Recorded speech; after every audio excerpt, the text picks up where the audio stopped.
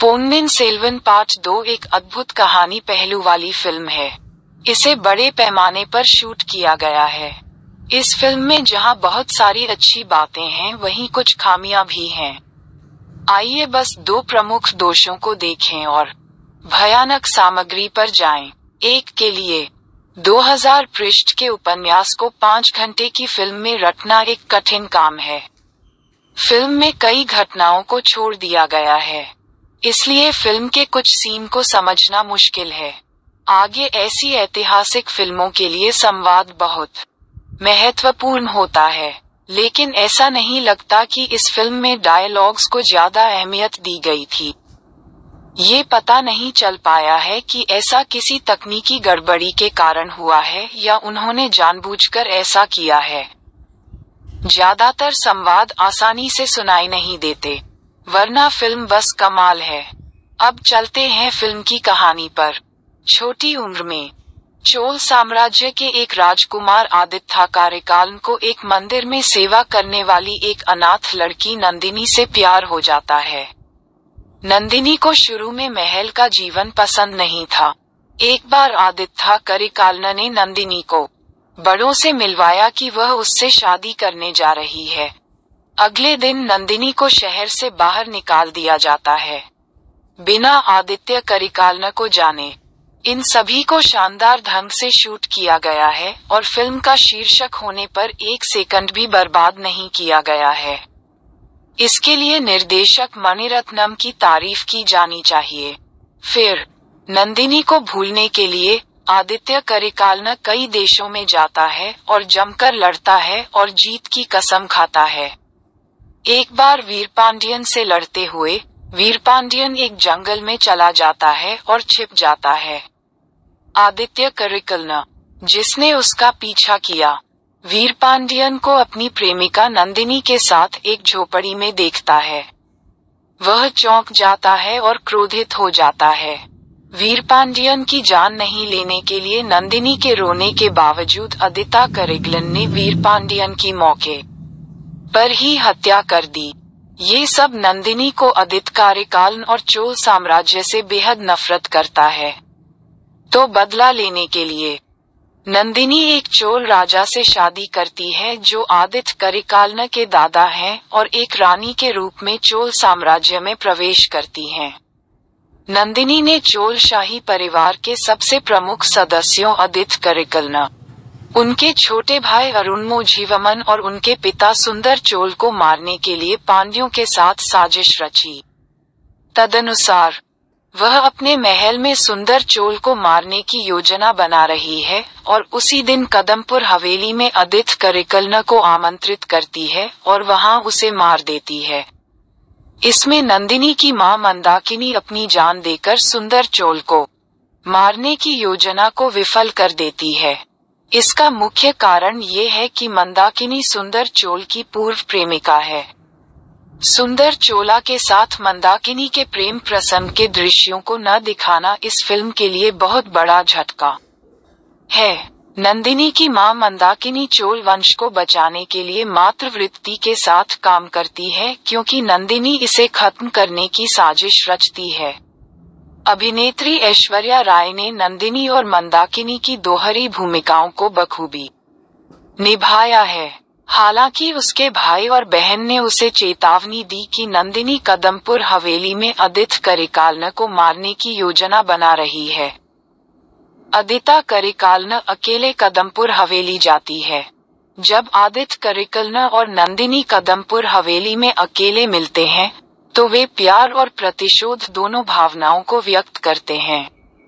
लेकिन अंत में नंदिनी आदित्य करिकालन की हत्या करती है या आदित्य करिकालन खुद को छुरा घोंपकर आत्महत्या करती है, ये फिल्म और उपन्यास दोनों में एक रहस्य बना हुआ है।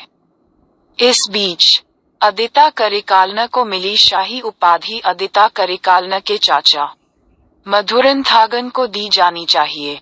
इसलिए मधुरनाथगन अन्य पड़ोसी राजाओं के साथ उस शासन को संभालने की कोशिश कर रहे हैं। आखिरकार मधुरनाथगन अपना मन बदल लेते हैं और अरुलमोझीवर्मन के साथ सेना में शामिल हो जाते हैं। फिल्म का अंत अरुलमोझीवर्मन द्वारा आदित्य करिकालन की मृत्यु के बाद मधुरनाथगन को अपना शाही खिताब देने के साथ होता है, ये कहते हुए कि मधुरनाथगन वास्तव में इसके हकदार हैं। इस फिल्म में सबसे खास बात जो हम नोटिस कर सकते हैं वह ये है कि नंदिनी को भी दो आदमी धोखा दे रहे हैं। उसकी मां मंदाकिनी को भी दो आदमियों ने धोखा दिया है। हाँ, जब वीरपांडियन सुंदर चोल को मारने के लिए आता है तो सुंदर चोल के बजाय वह अपनी प्रेमिका मंदाकिनी को देखता है, उसका अपहरण करता है और उसका बलात्कार करता है। नंदिनी उस गर्भावस्था से पैदा हुई संतान है। नंदिनी को इस बारे में फिल्म के अंत में ही पता चलता है। वीरपांडियन ने नंदिनी को ये बात बताए बिना एक अनाथ लड़की के रूप में नंदिनी की परवरिश की। इसी तरह आदित्य करिकालन के साथ प्रेम संबंध के कारण नंदिनी को शहर से बाहर खदेड़ दिया जाता है। अतः नंदिनी के मन में चोल वंश को ही नष्ट करने की ललक है।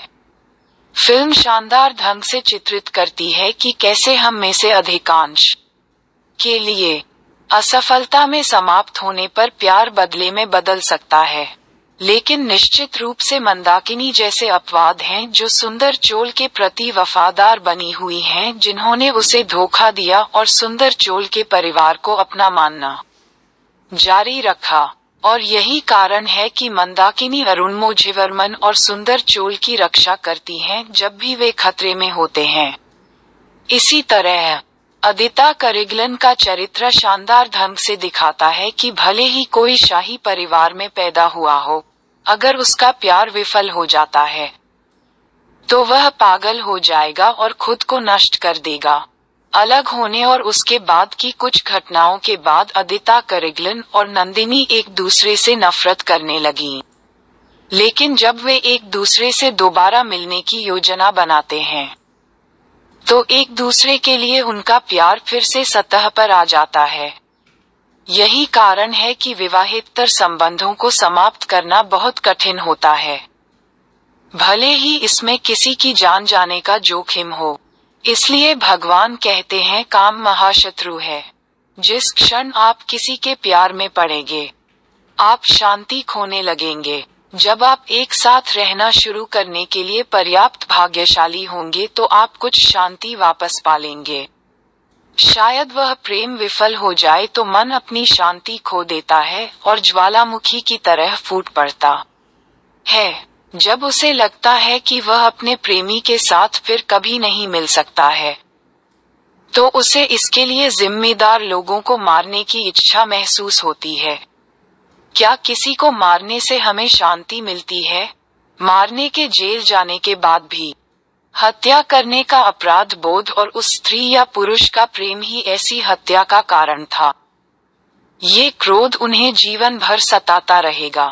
एक और अद्भुत संदेश इस फिल्म में गहराई से सन्निहित है। यानी वो कहते हैं कि देश को बांटना अपनी पत्नी को बांटने जैसा है। मधुरनाथगन, अरुलमोझीवर्मन, करिकालन जैसे चरित्र शानदार ढंग से समझाते हैं कि उन दिनों वे अपने देश को विभाजित करने के बजाय अपने शाही पद को खोने के लिए तैयार थे। लेकिन आज के राजनेता कितने स्वार्थी हैं और भारत को विभाजित करने, तमिलनाडु को विभाजित करने और आंध्र प्रदेश को विभाजित करने पर ध्यान केंद्रित करते हैं ताकि वे सत्ता में आ सकें। इसका कारण ये है कि वे भारत में व्यापक रूप से बोली जाने वाली हिंदी को अपने राज्यों में प्रवेश नहीं करने देंगे। यदि वे लोग जो सोचते हैं कि भारत को एक नहीं होना चाहिए, तो उनका क्या होगा? इस फिल्म में एक और कमाल की बात कही गई है। आमतौर पर ऐतिहासिक फिल्मों में राजाओं को बहुत गुस्से में बोलते हुए दिखाया जाता है, लेकिन इसमें अरुलमोझीवर्मन को बेहद शांत और मृदुभाषी व्यक्ति के रूप में दिखाया गया है। कैसी भी स्थिति हो, उनके चेहरे या शब्दों में रत्ती भर भी क्रोध नहीं है। यहाँ तक कि जब वह अपने मारे गए भाई के शव को देखता है तो वह आंसू की एक बूंद के अलावा नहीं रोता है। इसे कहते हैं सही मायने में रॉयल कैरेक्टर। ये कैरेक्टर हम उन लोगों में देख सकते हैं जो अब तक राजनीति में सबसे ऊंचे पदों पर आसीन हैं। इसलिए उन राजाओं के प्राकृतिक शाही चरित्र को चित्रित करने के लिए निर्देशक मणिरत्नम को बहुत बड़ा श्रेय दिया जाना चाहिए। यहाँ तक कि नंदिनी, जिसे इस फिल्म में बदमाश के रूप में दिखाया गया है, कभी वही शाही किरदार है। नंदिनी को कभी भी चिल्लाते, रोते या क्रोधित होते हुए नहीं दिखाया गया है। जब नंदिनी अपनी आंखों के ठीक सामने आदित्य कार्यकाल को मरते हुए देखती है, तो उसके लिए उसका प्यार जो उसने इतने लंबे समय तक अपने भीतर दबा रखा था, फूट फूट कर रोने लगी। इसमें वास्तव में कर्म का गूढ़ रहस्य प्रकट होता है। हाँ, जब नंदिनी को पहली बार महल में ले जाया गया तो उसे महल की सुख सुविधाएं पसंद नहीं थीं। वह वहां से भाग जाती है। इसका वास्तविक अर्थ यह है कि नंदिनी में राजकुमारी की मित्र होने की कोई योग्यता नहीं है। इसके बजाय उसके भीतर एक राजकुमारी का गुण है। यही कारण है कि महल का जीवन उसे परेशान नहीं करता था। लेकिन जब उसे अनाथ होने के एकमात्र कारण से महल के जीवन और शहर से बाहर निकाल दिया जाता है, तो एक उन्माद शुरू हो जाता है। वह किसी भी कीमत पर एक राज्य का दावा करके और चोल वंश को नष्ट करके बदला लेना चाहती है। नंदिनी के पास कोई शाही पदवी नहीं है। उसकी मदद करने के लिए उसके माता पिता नहीं हैं। उसका कोई दोस्त या रिश्तेदार नहीं है। उसके पास पैसे भी नहीं हैं। लेकिन एक ही चीज है, यह उनका असाधारण आकर्षक रूप है जो सभी महान राजाओं को आकर्षित करता है। वह इसे अच्छी तरह से समझती है और उस सुंदरता को अपनी राजधानी के रूप में उपयोग करके राज्य तक पहुंचने की कोशिश करती है। वह रानी बनने के लिए कुछ भी त्याग करने को तैयार है। वह एक बूढ़े आदमी से भी शादी करने को तैयार है। इस तरह आदित्य कार्यकाल के दादा से शादी करके नंदिनी रानी बन जाती है। कर्म के नियम से पता चलता है कि वह बार बार शाही परिवारों की संगति में आती है, क्योंकि वह अपने पिछले जन्म में एक शाही परिवार में पैदा हुई होगी। लेकिन अपने इस तामसिक स्वभाव के कारण वह सब कुछ खो बैठती है। जब जब उसके साथ अन्याय होता है, तब तब वह दुष्ट स्वभाव जिसके कारण वह इस जन्म में राजघराने में जन्म न ले सकी, प्रकट होने लगती है। लेकिन एक प्यार करने वाली माँ के घर पैदा होने के बाद भी उसे प्रतिशोधी स्वभाव का पछतावा है। उनके हृदय परिवर्तन का एक कारण ये भी है। इसी तरह करिकालना ने उस शहर में जाना बंद कर दिया जब उसकी प्रेमिका नंदिनी पत्नी के रूप में अदिता करिकालना के दादा के पास आई। लेकिन जब नंदिनी कदमपुर हवेली में मिलने के लिए अदिति करिकालना को आमंत्रित करती है, तभी उसके दिल में नफरत के बजाय प्यार बढ़ने लगता है।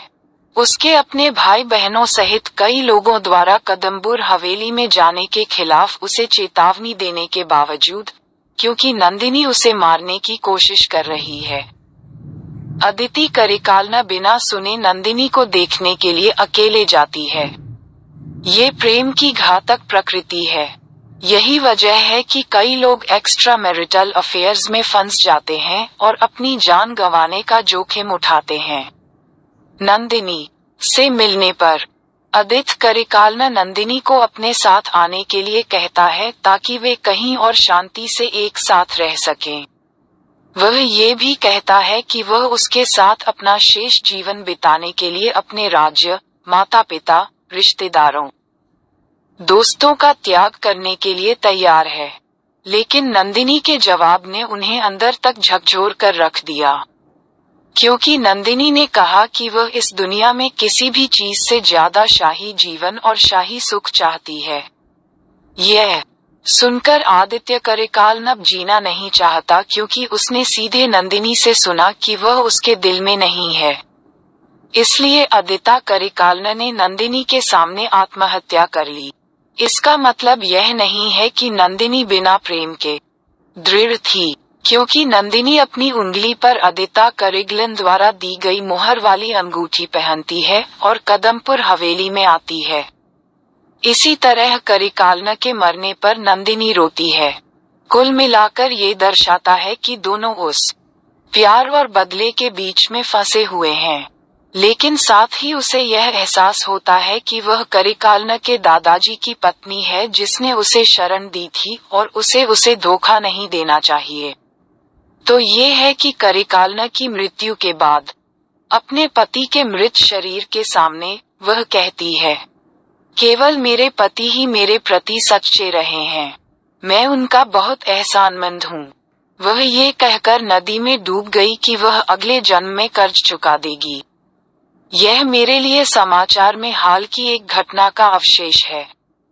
एक विवाहित महिला का एक अविवाहित पुरुष के साथ संबंध होता है।